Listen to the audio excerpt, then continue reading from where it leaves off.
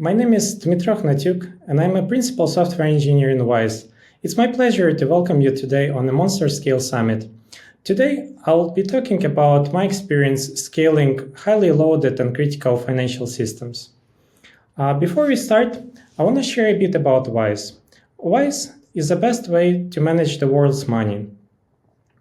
In terms of numbers, we made almost 120 billion pounds of cross-border payments in the last financial year. And we had almost 13 million of active customer base. And we have in our company more than 6,000 people who are actually making this magic to happen. Everyone has some sort of scaling journey, and I have my scaling journey.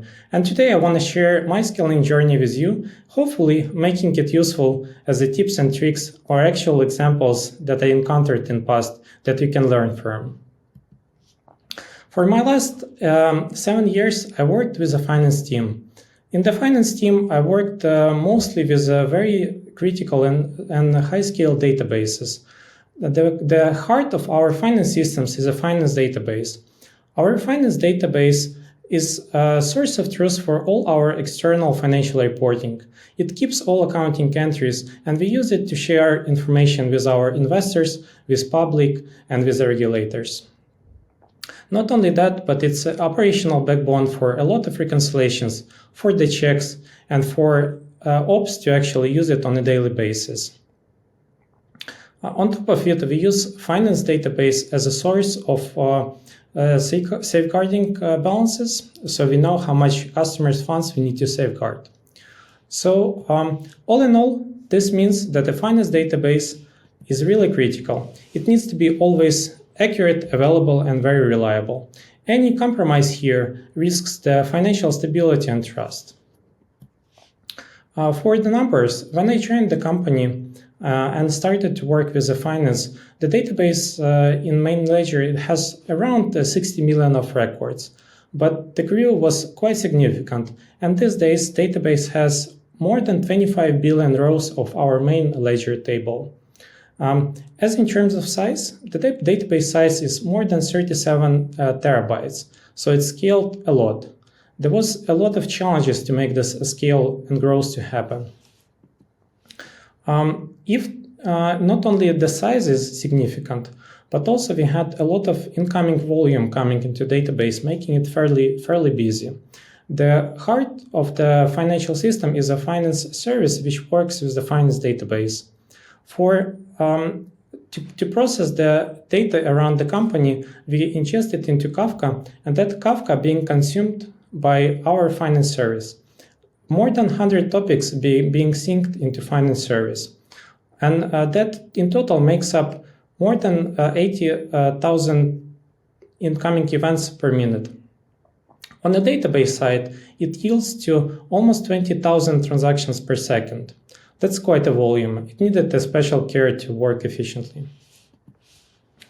So today I will focus on relational databases. I think that the relational databases are still really popular in the industry, and therefore they require the special attention.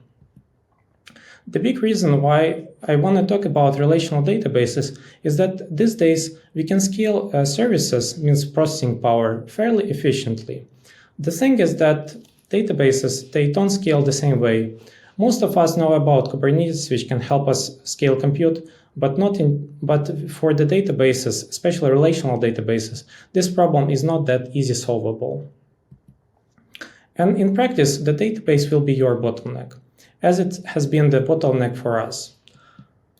The normal pie chart of the latency distribution for application that I work with, it looks like this. More than 75% of the actual time spent in the database round trips. That's why one can very confidently say that the database is the heart of the system. After years of experience, I found that there is a fairly good correlation between the benefits that you achieve and efforts you need to put into scaling your system. At the start, you can do pretty insignificant changes which would yield to the great benefits. But the more you work with the system, the more system scale, the more efforts you need to put into achieving it to scale even farther. Today, I want to share with you my approach, how I think about putting not too much efforts, but try to get the nice benefits out of it. So I want to focus on this sweet spot where one can put not too much effort, but actually get a nice scale. I think this meme is sort of very well displayed my day-to-day work in tuning the highly performant and scalable system. It's quite late in the evening and I'm sitting and trying to figure out what the hell, what's the bottleneck? Is it this thing that is slowing down or is it another thing? And sometimes it's not that easy to figure out. So, but over years, I think I kind of managed to get into some mental framework. How do I think step by step about scale of the system? I want to introduce you with something that I call the pyramid of the database scalability. For me, this represents the mental model where when I face any of the performance issues or I need to scale the system, I try to think through whether I run through all the steps of my pyramid until I get to the very end, to the things that are fairly complicated and need a special care. Starting with a basic database setup. Actually, in my day-to-day life, I'm quite surprised how many software engineers not aware about their database system configurations. Not many actually knows how much CPU their database has, how much RAM it has, what is the disk configuration. Those things, they are crucial. In my mind, that's not just about database engineers who should care about this. Any software engineer who is working with the system need to understand their system configuration. I want to share with you some of example where we encountered the problem with a wrong database configuration. So we had a fairly important schedule process that were running much slower than we actually would expect them to run. If you look into this CPU chart, you can clearly see the point after which the things got better. That breaking point represents us scaling up the system vertically. On the second chart, you can see how much better that schedule process started to run.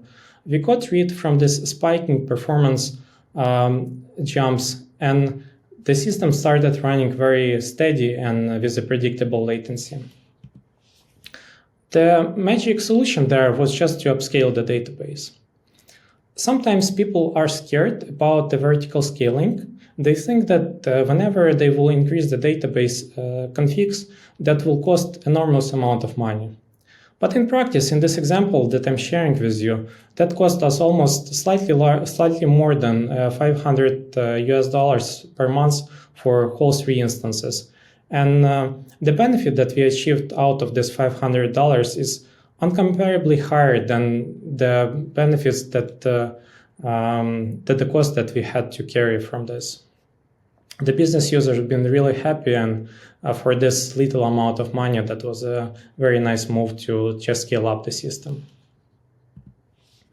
Second thing I want to focus on, which represents this path of a very small effort leading to really great benefits. When you have any system and database performance issue, you need to think whether you have indexes and whether those indexes that you have, they are correct indexes. What I found over time is that this so simple thing often being overlooked. People assume that these indexes are there, but they're struggling with the performance problems. So sometimes adding index is the best thing that you can do. I want to share one of the examples where, although we had the index, that was a wrong index. So this is a bit trickier situation, and sometimes it's hard to actually understand what's going on. So on this graph, you can see the dashboard that we have for monitoring Kafka topics lag. We have developed a new functionality. We thought about indexes up front, as we normally do. But when we released that functionality to listen to the Kafka topic, and process events, we started experience significant lag. We looked into it. We asked our database engineers to run the query plan, but the query plan actually didn't show anything wrong. It showed the index scan in the way how it should be in a normally running system. The problem, though, was quite interesting. We had index, but that was the wrong index. So we created the index that was not used efficiently, and our ORM system, for some reason, started to convert the text values, the integer values, into strings, which caused database planner just to not use the right index which was created for the number field. This is an example where you should not assume that all indexes are in place and they're working efficiently. Make sure that you check your database for the query planner. Make sure that your application is actually working with that indexes as it should work. Another and very significant step that one should take when thinking about system scalability is the application side of things. Sometimes scaling application and making sure that the application is doing the right things is absolutely crucial. The deal is that, especially with legacy systems, there is a lot of processes that might work unoptimally. They might either do too many queries or just do the busy work, maybe querying the database where they don't need to query it at all. Take your time, look into your application and try to understand what it's actually doing. Is it doing the right thing? And sometimes the answer is very, very straightforward. Just either introduce caching or slightly refactor your application logic. The example that we encountered in past, a lot of them. But you may ask me, isn't this the talk about databases? Why did we start talking about application at all? I often find myself in this meme here. So software engineers blaming database engineers for not tuning the database properly. At the same time, database engineers blaming software engineers. Oh, why did you write such an optimal code? Why do you query this database so much?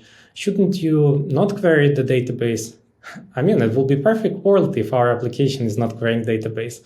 But the truth is that we all database engineers and application engineers need to work together in order to make the scalable systems. Example I want to share with you is that one of our main things that we do in the application is that we process Kafka events.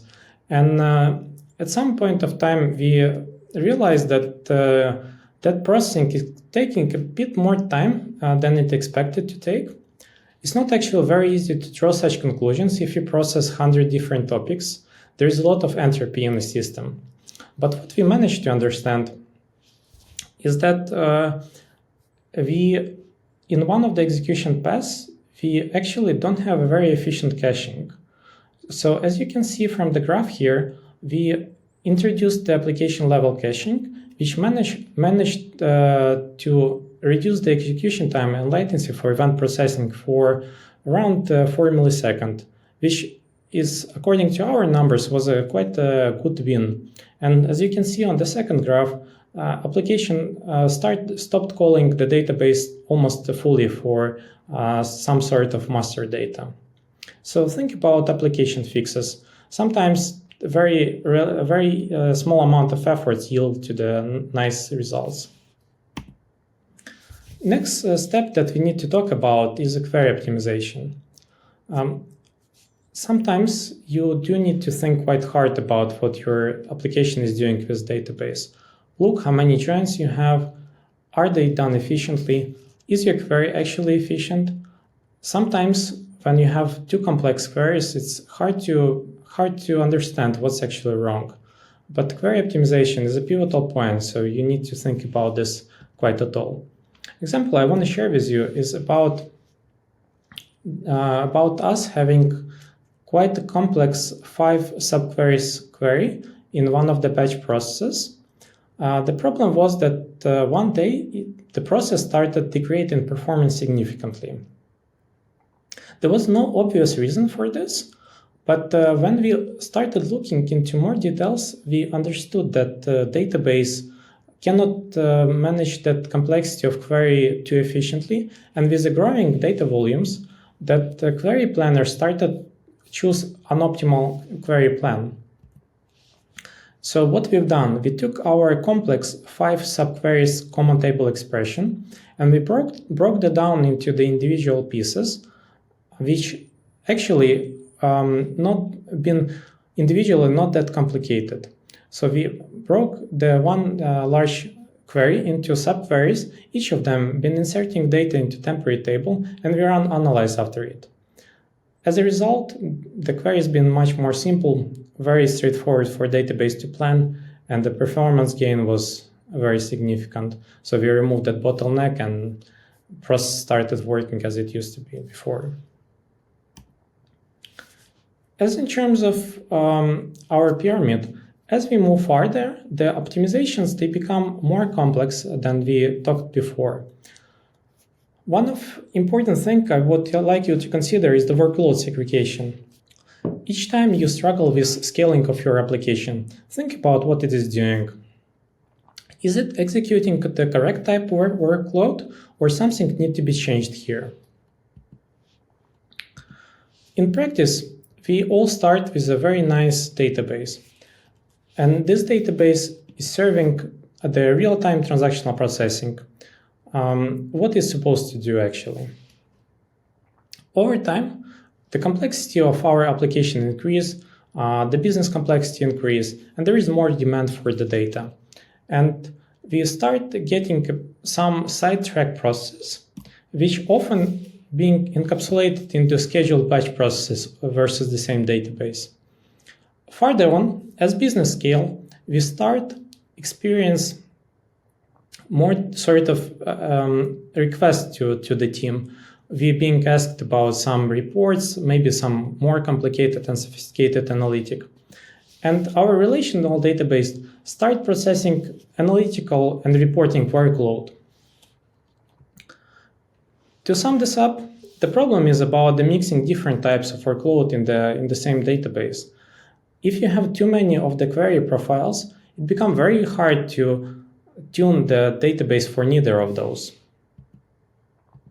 So what does it mean is that when you have more business growth, it very clearly put the pressure on the database. So think about not mixing different types of workload. Each type of workload should have its own very nice and cozy place. So for example, when we have our primary database, it needs to serve the transactional processing. For the schedule process and batch process, think how you can use a read replica for that. When you have examples to crunch a lot of data and produce some analytics and reporting, think how you can offload that type of queries into data lakehouse, data lakes, or warehouses. Moving forward, data modularization. There is a lot being known about modularizing services, but important concept that many people miss is the data modularization. Often I observe that people try to decouple services, but they forget about data. So they end up with multiple services using the same database as a synchronization point. In my mind, this is the pattern that wouldn't get you too far. It's really important to think about the complexity of the database. So for us, we actually broke down our database from one monolith 37 terabyte into more pieces. We at the moment have that single database being modularized into 3 smaller ones. By doing this split, we managed to reduce the complexity, actually improve cost, and tune each database to the type of workload that they carry. Partitioning. So at this stage, we are getting in a pretty complex territory. Your databases are growing, which is really good. It means that your business is growing as well. But even when you break down the large databases into multiple pieces, you sometimes realize that even inside of this sort of smaller database, you keep getting very big tables. And managing those very large tables is not that straightforward sometimes, especially in the world of relational databases. I spent a lot of time with Postgres, and I found that having a single very large database is a very suboptimal thing. You keep seeing the maintenance tasks taking much longer than you want them to take. So in our example, we had that very large table which actually caused a lot of maintenance and busy database workers, and the performance was not very nice because of that. So we ended up splitting large table into smaller chunks and monthly partitions. By doing that, database maintenance improved a lot, and it started taking much less time. And performance benefits have been quite nice as well. Data archival. Even when you have your database modularized, you have large tables nicely partitioned. It's very important to think about your data lifecycle policies. Very often I observe examples where 99% of the data in the database, they're just sitting idle, needed to no one, because they are not actually used by any of the processes. They're just sitting there as a legacy. It's important to think about what data you do actually need and what you don't need. As for us, we took our online transactional processing database and we started moving the data into cold storage. We do have very nice support in-house in our company with the libraries that are taking care for this. So process of data archival is almost fully transparent to users. What it means? Cold data moved to the cold storage. Yes, the access is slower, but the database then is able to process transactions much faster, and as an added benefit, the cost is significantly decreased because you don't longer need that very fast disk that is keeping the idle and not needed to any one data. So we are getting to the end of our database, and in the top I put the horizontal sharding. Horizontal sharding means breaking down your database into smaller ones, each of them serving the piece of keeping the piece of data and serving both read and write request. Horizontal sharding is a pretty advanced technique that not too many companies do actually need it. As for the real-life example for the horizontal sharding, in Wise we just haven't yet got there. And with this, I want to take you to some conclusions from my talk. Scaling smartly, it's about applying enough efforts in the right time. By applying the right amount of efforts in the right time, you're able to scale. It doesn't mean that you need to go through the whole pyramid. It doesn't mean that you need to get to the top. You just always need to think about, am I doing the right efforts at this point in time? Maybe there is something much simpler, like increasing database CPU will get you to the next level. So our scaling journey in Wise wasn't the smooth sail, but we managed to scale efficiently. That means that you can do as well. Thank you. So let's stay in touch. Here's my LinkedIn. Please reach out to me. I'm happy to answer any questions and would be nice to meet you all.